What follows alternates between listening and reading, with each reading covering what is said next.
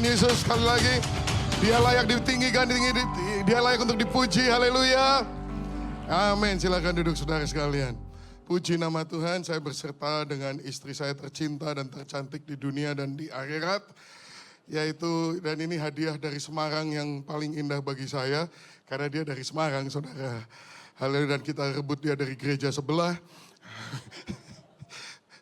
Cukup sampai. Ini saya perkenalkan dulu istri saya, Mei Hanafi.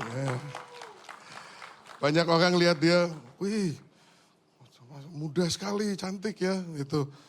Terus saya selalu senyum dan saya mengatakan, ya, she looks like that because of me. Gitu. And I look like this. Oh, terus saya berhenti, saudara. Tidak saya lanjutkan. Tidak berani saya lanjutkan.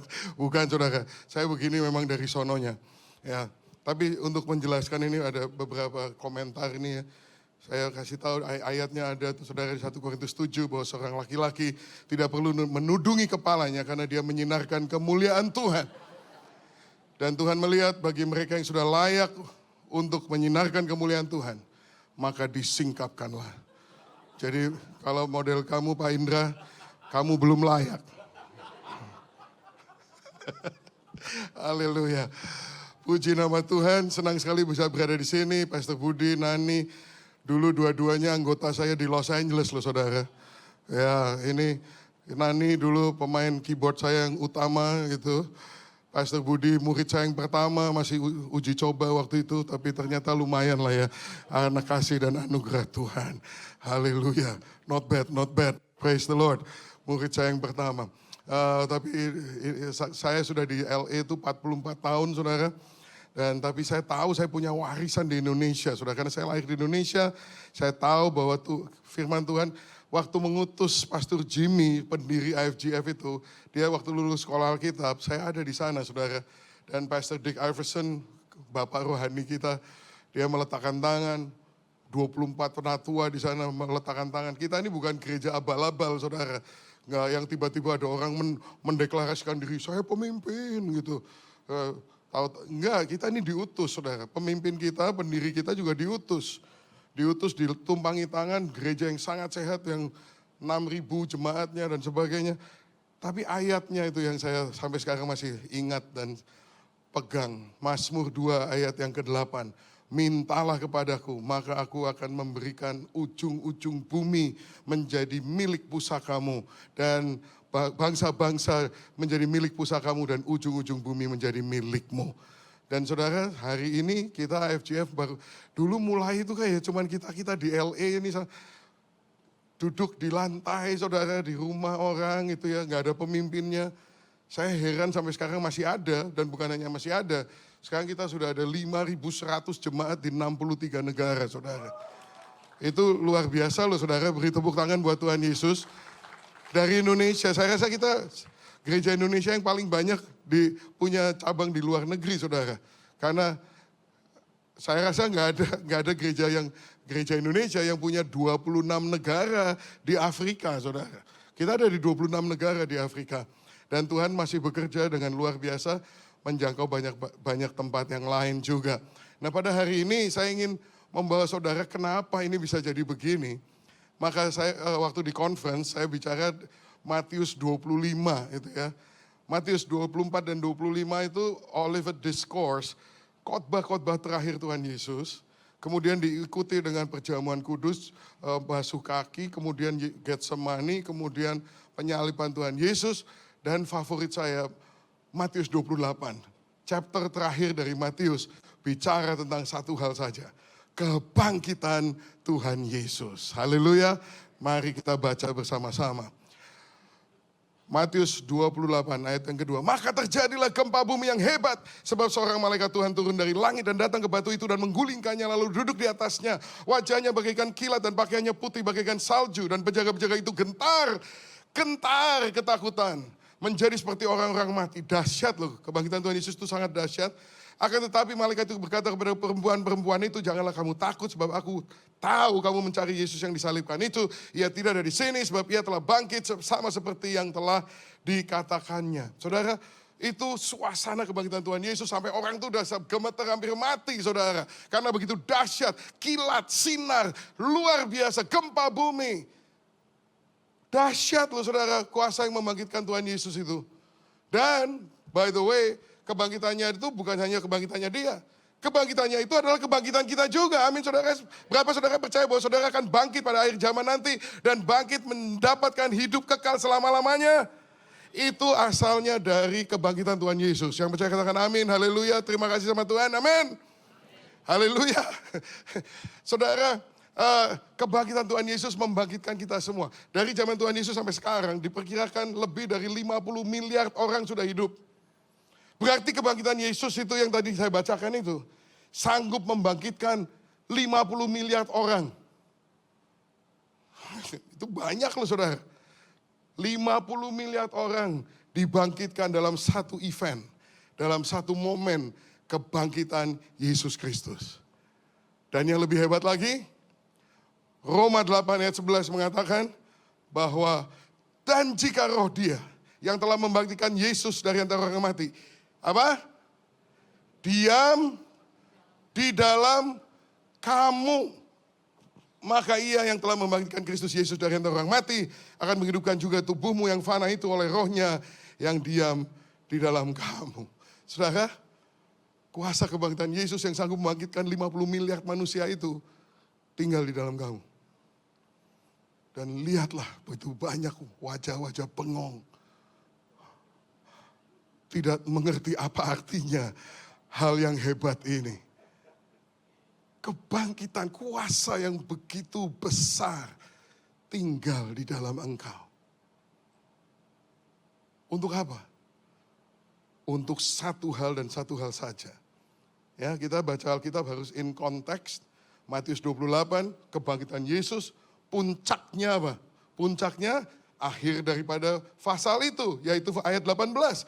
Yesus mendekati mereka dan berkata, kepadaku telah diberikan segala, semua katakan segala, segala kuasa surga dan di bumi. Karena itu, pergilah, jadikanlah semua bangsa muridku. Baptislah dalam nama Bapa, Anak dan Roh Kudus dan ajarlah mereka melakukan segala sesuatu yang telah kuperintahkan kepadamu. Dan ketahuilah, aku menyertai kamu senantiasa sampai kepada akhir zaman. Demikianlah akhir daripada Injil Matius. Kuasa kebangkitan Yesus diberikan kepada kita, tinggal di dalam kita menurut Roma 8:11 tadi. Untuk satu tujuan dan satu tujuan saja, yaitu apa? Supaya kita bisa pergi dan melakukan apa? Menjadikan semua bangsa murid. Haleluya. Itu. Untuk itulah saudara menerima kuasa kebangkitan Tuhan Yesus di dalam diri saudara masing-masing. Yang percaya lambaikan tangan. Yang percaya dan mengerti lambaikan tangan. Soalnya dari tadi saya tanyain gak ada yang jawab. Oke gak apa-apa. Lambaikan tangan boleh juga. Yang penting saudara nangkep. Haleluya. Untuk supaya kita bisa pergi. Memberitakan bahwa dia itu Tuhan, sehingga kita memuridkan bangsa-bangsa. Nah kebanyakan gereja gak mikirin sampai boro-boro bangsa-bangsa. Pergi aja. Berapa kali saudara mendengar di gereja itu pergi. Biasanya datang. Flyernya datanglah, hadirilah, bukan pergilah. Kebanyakan selebaran gereja datanglah, hadirilah. Maka datanglah saudara. Maka hadirlah saudara seperti saat ini. Terus disuruh apa? Kan disuruhnya pergi memuridkan. Ini apa? Suruh datang, suruh duduk. Suruh diem, ditanyain aja nggak jawab.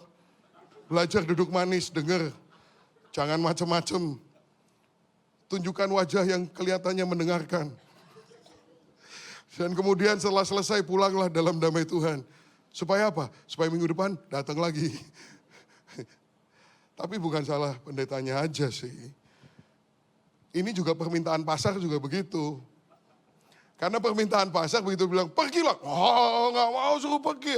Udahlah Pak Pendeta bikin aja, bikin inilah acara di gedung yang nyaman, ada AC, tempat duduk yang enak. Ya, nanti aku datang. Jangan aku disuruh pergi, aku datang aja gimana. Nah ada banyak pendeta, ya wis, maunya gitu ya oke. Terus permintaan Pasak itu berkembang. Mereka kasih, maunya bagaimana gitu loh. Jangan panjang-panjang. Ya acaranya ya musik penting supaya kita bisa bersuka cita. Musiknya harus teratur, rapi, bagus, profesional, lagu-lagunya mengangkat, semuanya lancar, nggak ada gitu, semuanya lancar kayak nonton TV. Ngerti lah kita production value, ngerti nggak? Jadi yang gereja yang sukses yang ngerti production value.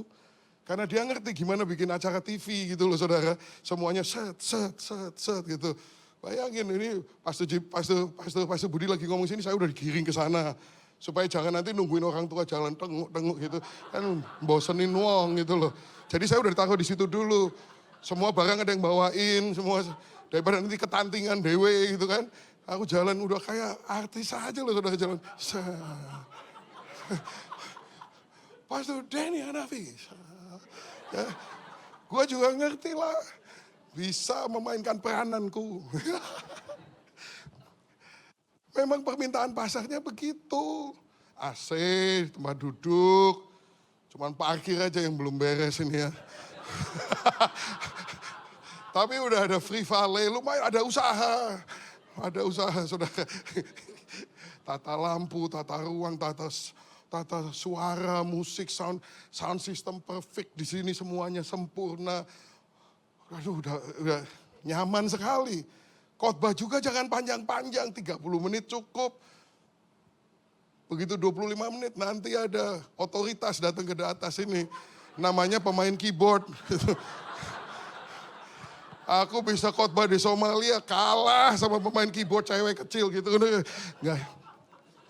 Karena ini semua demi keteraturan dan kenyamanan para penumpang.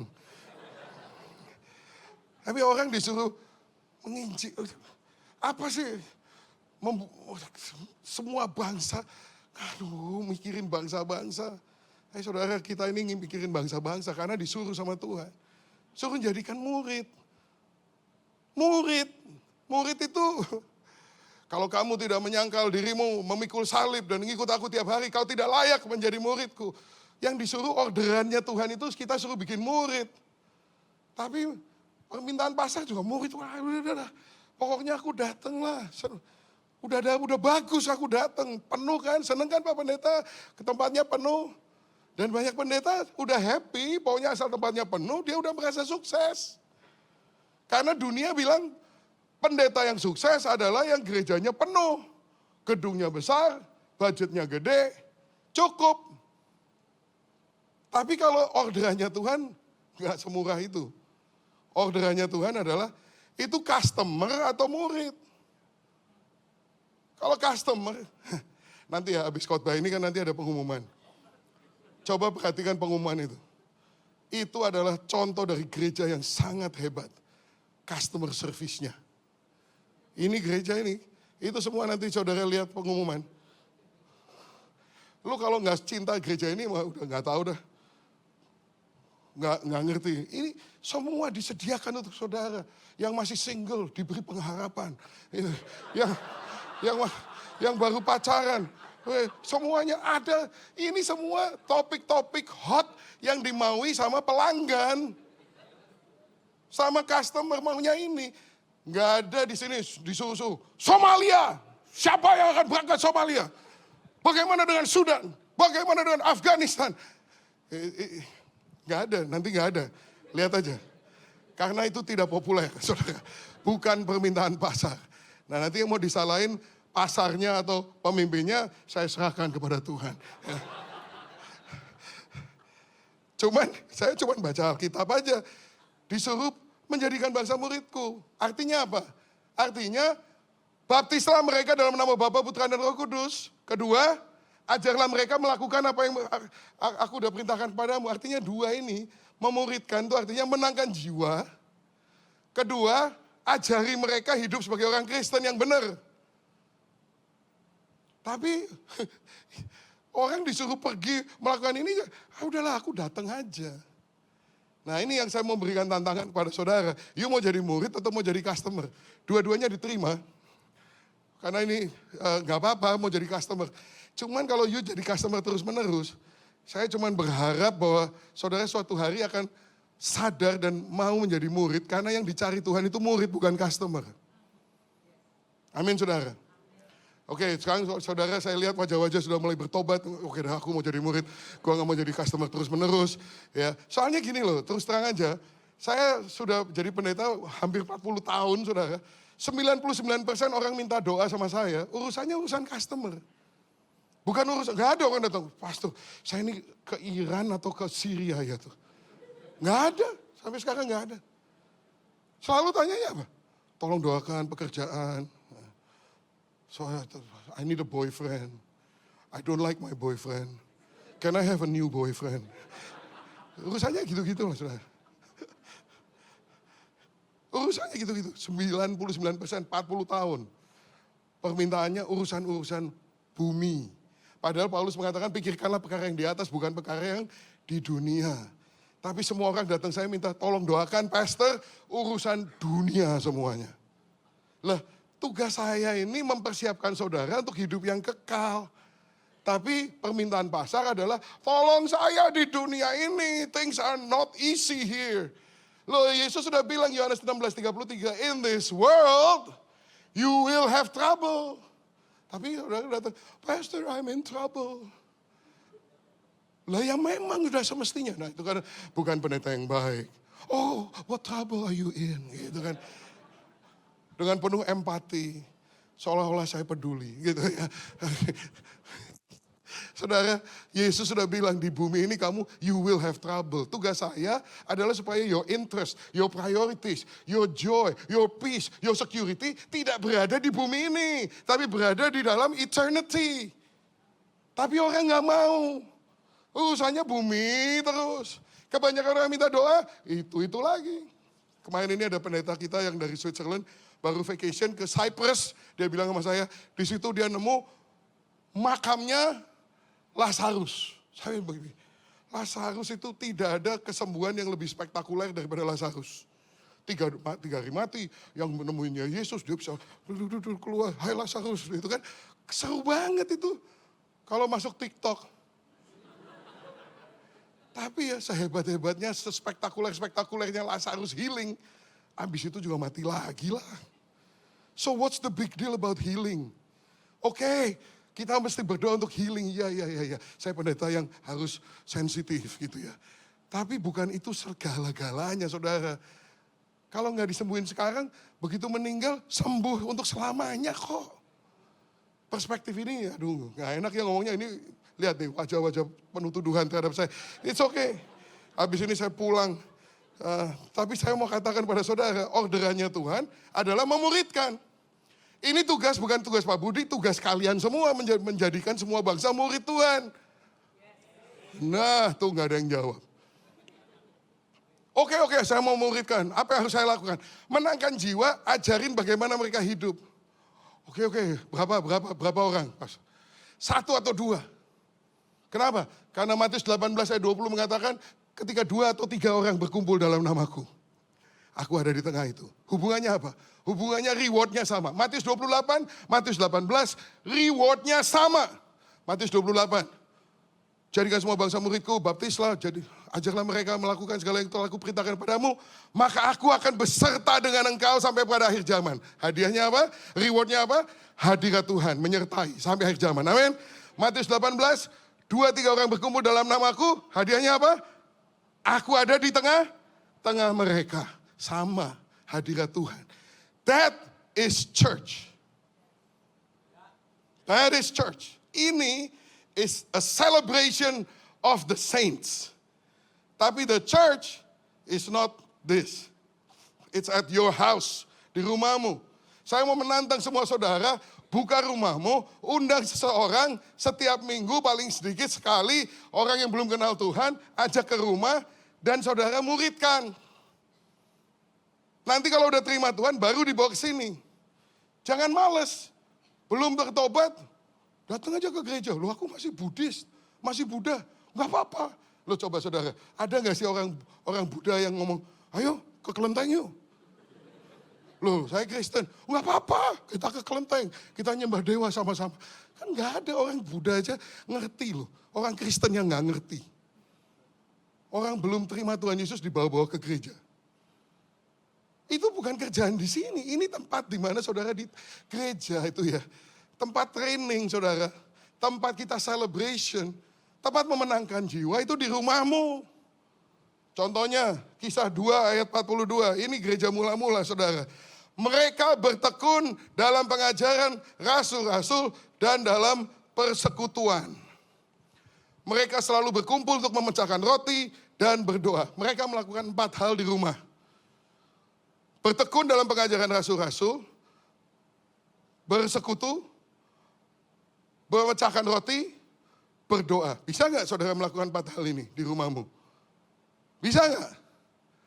Bisa nggak? Walot ya ini, kebaktian nomor 3 ini. Walot. Tobat kue. Ini firman Tuhan loh ini. Ini gereja mula-mula yang sebenarnya begini.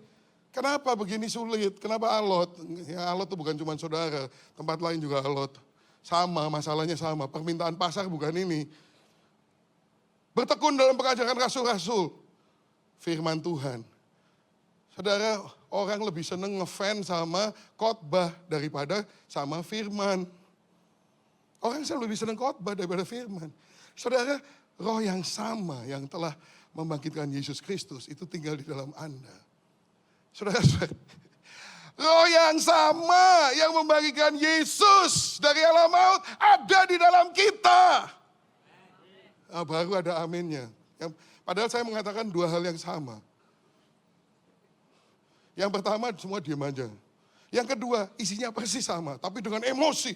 Maka amin. Berarti saudara pecandu khotbah bukan pecandu firman. Yang dipuji-puji yang khotbah gitu. Aduh, khotbahnya bagus sekali. Terus kita yang dipuji juga.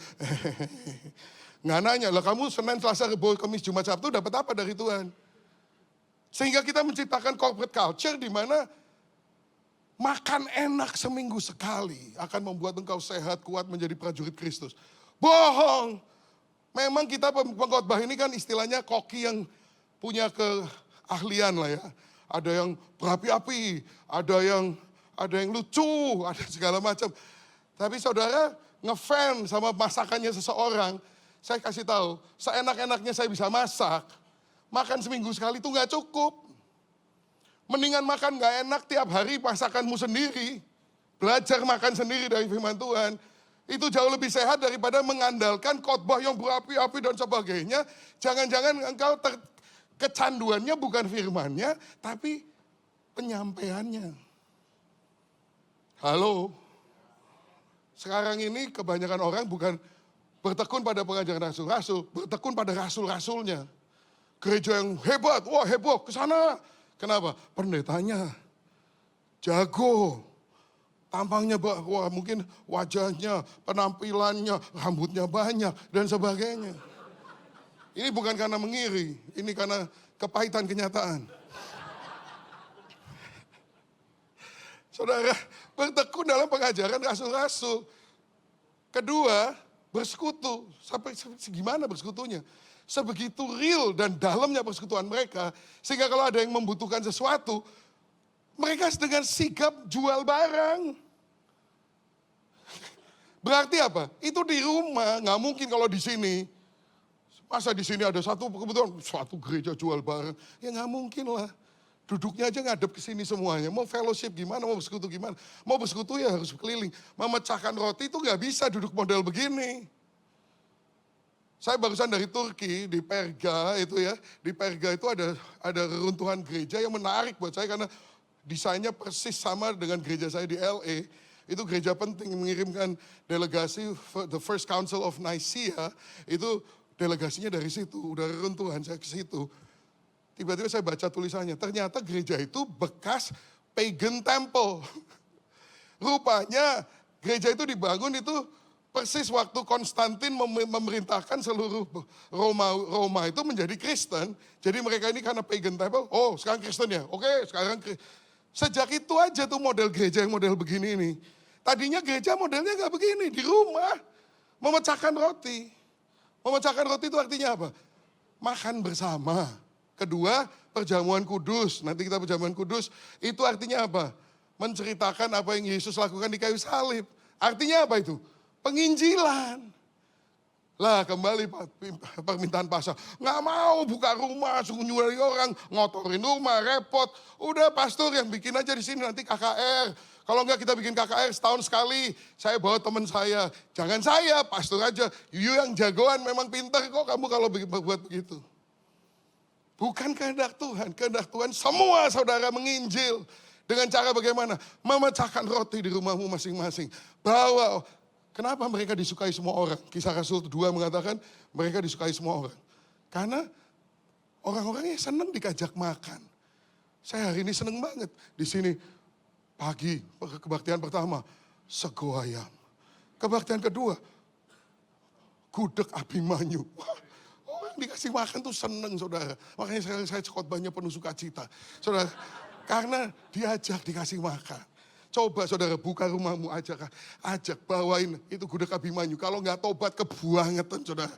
Kalau dikasih gudeg Abimanyu masih nggak tobat, sudah lupakan saja. Just kidding. Ajak orang. Buka rumahmu menjadi gereja yang sesungguhnya. Gereja rumah saudara. Itu namanya gereja rumah. Nanti kalau udah bertobat bawa ke sini saudara. Supaya kita memberikan lebih baik lagi buat mereka. Tapi ini tugas setiap orang Kristen. Haleluya, haleluya. Dan mereka berdoa. Berdoa itu karena apa? Karena mereka saling kenal. Berdoa itu udah benar-benar sungguh-sungguh terjadi di situ. Nah, saudara, kalau saudara nggak lakukan begini,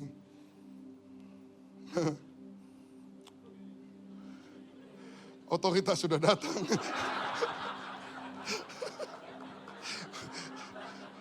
Khotbah baru separuh. Makanya lebih baik belajar firman Tuhan itu di rumah. Sepuas-puasnya di rumah. Kalau di sini nih memang masih banyak peraturan Farisi. Tapi bukan salah Farisi yang di sini ini, bukan.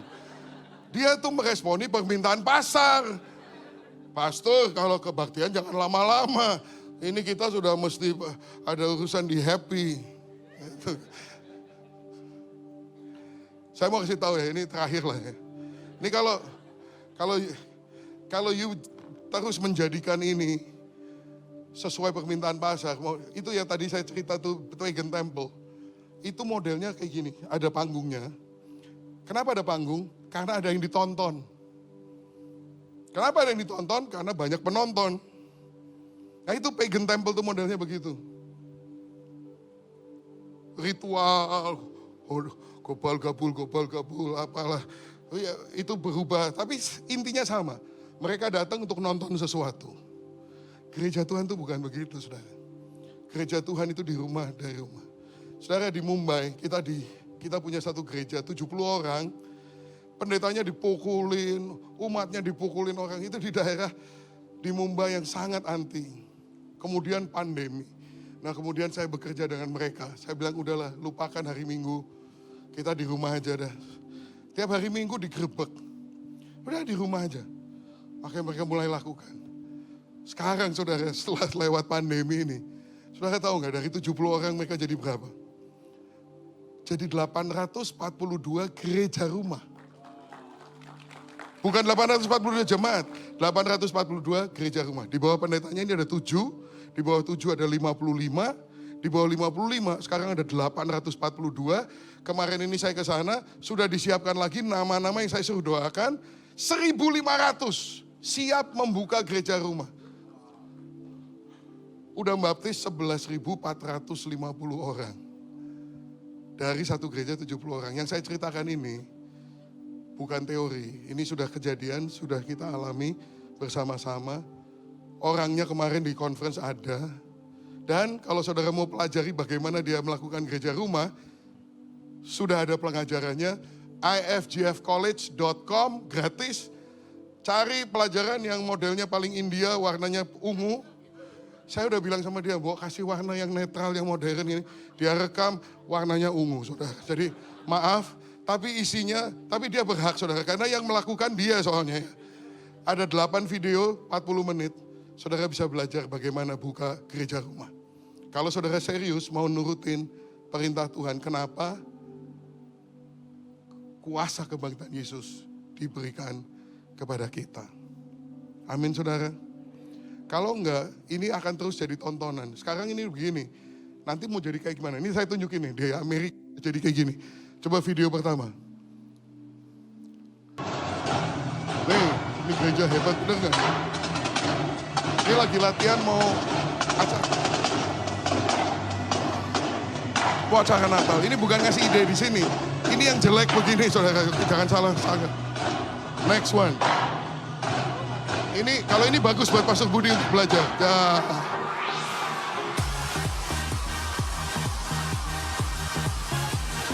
Wah.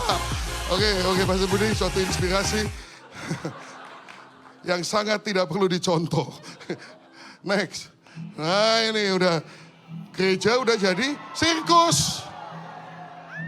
Next.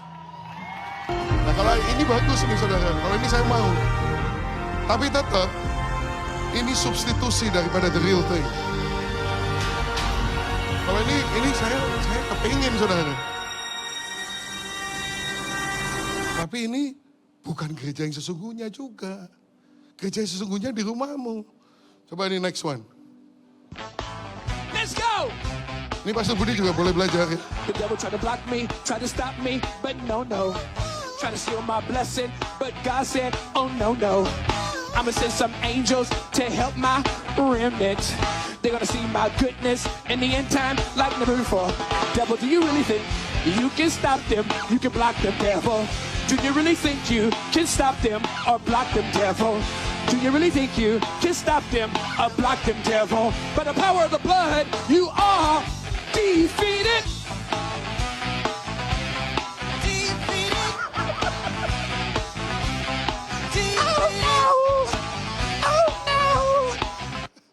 Mau sampai gimana? Gereja ini mau dijadiin sirkus sampai gimana?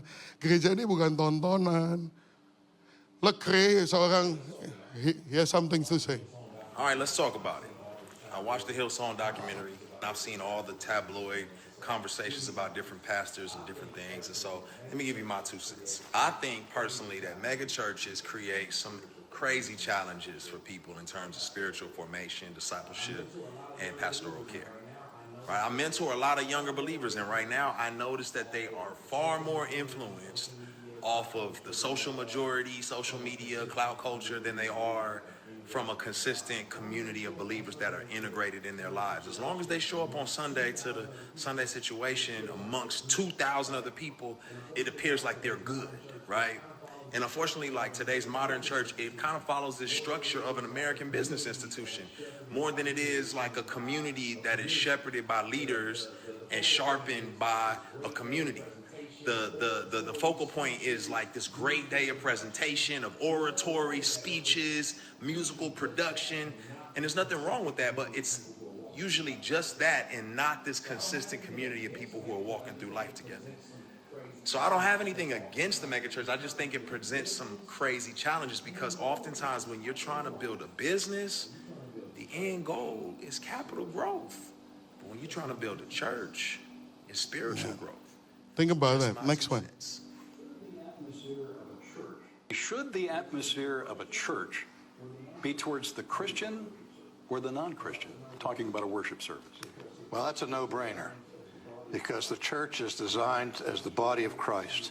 And the sanctuary on Sunday morning is specifically a place for the people of God to come together for corporate worship and for the study of the apostolic word and to make use of the sacraments and the other means of grace that are there. Now, of course, people who are unbelievers are welcome to attend.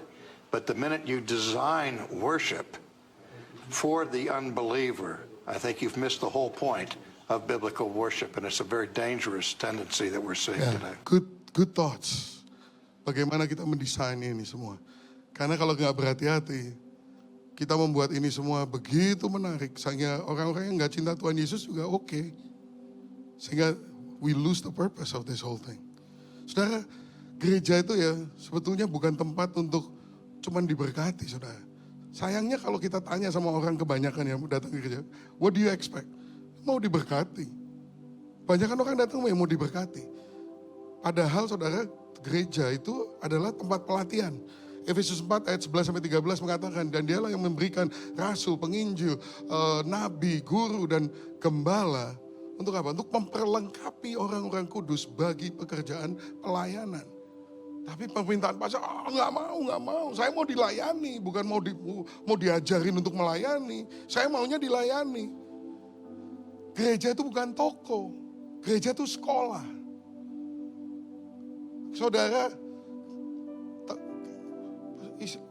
Saudara saya ini sakit, tolong doakan Pak Pendeta.